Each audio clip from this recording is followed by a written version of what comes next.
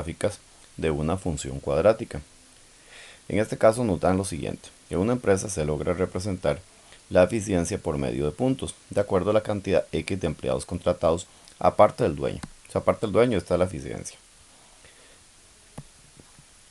Entonces, en este caso sí tenemos que tener claro que X es la cantidad de empleados que tiene la empresa, que aquí lo están representando de 5 en 5. Y esto sería la cantidad de puntos que representa la eficiencia de la empresa. Nos hacen las siguientes preguntas: ¿cuál es la mayor eficiencia posible que se puede lograr en la empresa? Eso sería la parte más alta de la función. En este caso, notamos que la mayor eficiencia posible son 440 puntos, que eso es lo que básicamente nos está diciendo la gráfica. Pueden verlo acá, 440 puntos. Entonces la respuesta de este caso sería simplemente 440. La siguiente pregunta es: ¿cuál es aproximadamente la eficiencia original de la empresa? O sea, ¿con cuánto empieza la eficiencia de la empresa? En este caso estamos suponiendo cuando solamente se tiene al jefe, pero no tenemos empleados, o sea, 0 a 0 empleados. La eficiencia de la empresa sería aproximadamente en este valor. Ahora, podemos darle un aproximado entre 400 y 440. Esto es 420, este parece que es el punto medio entre los 420 y 440. Podemos decir que aproximadamente son 430. Es la mayor, es la eficiencia con la que inicia la empresa, con 430 puntos. Después dice: ¿cuántos empleados se logra? ¿Con cuántos empleados se logra la mejor eficiencia? Bueno, la mejor eficiencia se logra más o menos acá. Vamos a ver, en esta parte, en la cúspide, que eso representa básicamente con el valor de 5 empleados. Podemos verlo acá.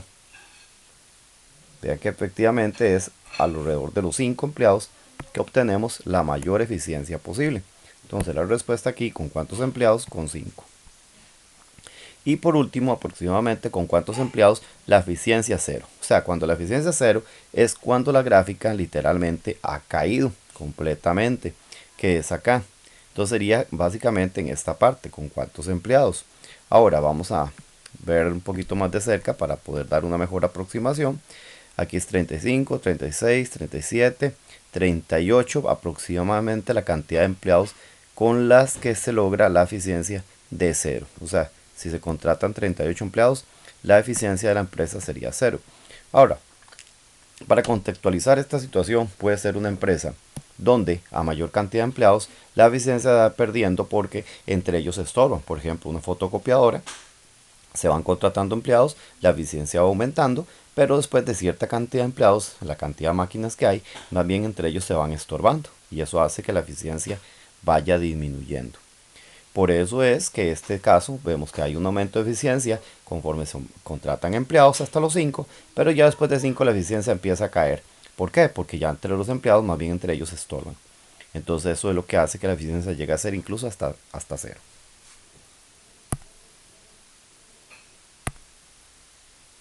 Veamos este otro problema. Dice: cierto experimento, un objeto en un estanque de agua se hunde a cierta profundidad y conforme pasa el tiempo se hunde más, pero luego comienza a subir a la superficie como se muestra en la gráfica. Esta es la gráfica que la que nos está mencionando. Ok, se hundió, comienza a hundirse un poquito más, o sea, con el tiempo se empieza a hundir más y después sube hasta la superficie. Entonces, nos hacen las siguientes preguntas. Al momento inicial que el objeto se lanzó, ¿a qué profundidad se hundió? Esto sería entonces el momento inicial, que esto sería el tiempo, en este caso, porque vea que nos dijeron el eje X es el tiempo en segundos y el eje Y la profundidad. Entonces, en este caso, el eje X es el tiempo y el eje Y es la profundidad en metros. Entonces, al inicio, al 0, entonces la profundidad inicial es de menos 5 metros. Entonces, ¿a cuál es el momento inicial? ¿Qué profundidad se hundió? A menos 5. A menos 5 metros. Es una profundidad de menos 5 metros o pueden responder 5 metros de profundidad.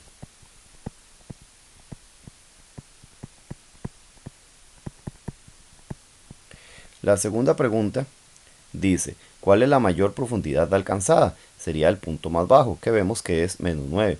Entonces podemos poner que es a 9 metros de profundidad.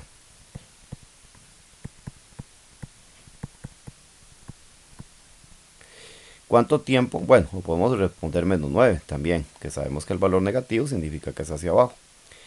Después nos dicen cuánto tiempo le llevó a alcanzar la mayor profundidad. Nos están preguntando por el tiempo para esta profundidad, que eso fue exactamente a los 2 segundos. Recuerden que el tiempo está en segundos, ese es a los 2 segundos.